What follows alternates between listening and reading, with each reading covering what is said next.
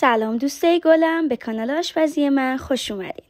امروز میخوام یه دسر فوق‌العاده خوشمزه رو بهتون آموزش بدم که نه تنها آسونه بلکه با موادی درست میشه که تقریبا همه تو خونه دارن.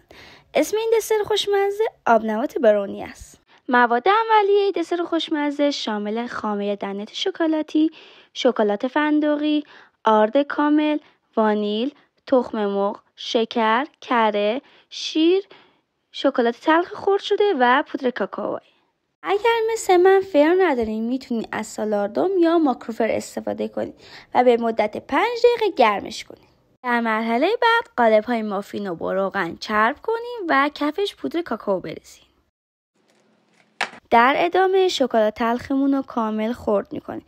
وقتی کامل خرد شد داخل قابلمه کره، شکلات و شیر رو بریزید و رو حرارت ملایم هم بزنید تا کامل شکلات آب بشن.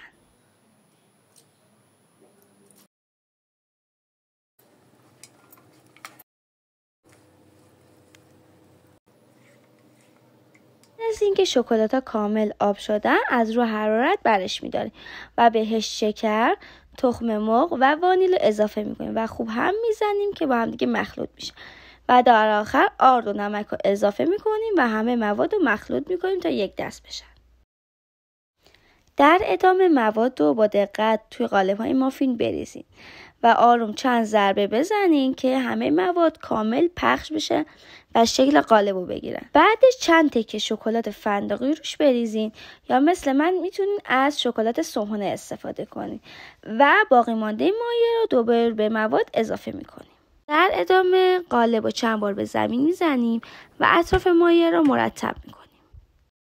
بعدش قالب‌ها رو داخل سالاردومی که از قبلا گرم کردیم قرار میدیم و حدوداً 12 دقیقه رو حالت کانوکشن و 160 درجه قرارش میدیم و اجازه میدیم کامل پخته بشه.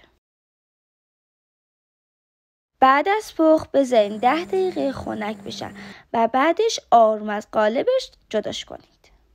بعدش روشون رو با دانه شکلاتی تزیین کنید.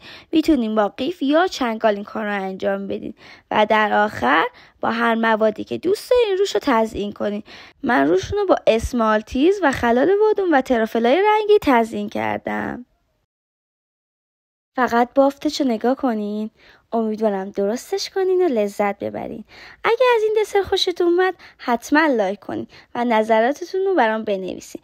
ممنون که تا آخر ویدیو همراه هم بودین. تا ویدیو بعدی، خداحافظ.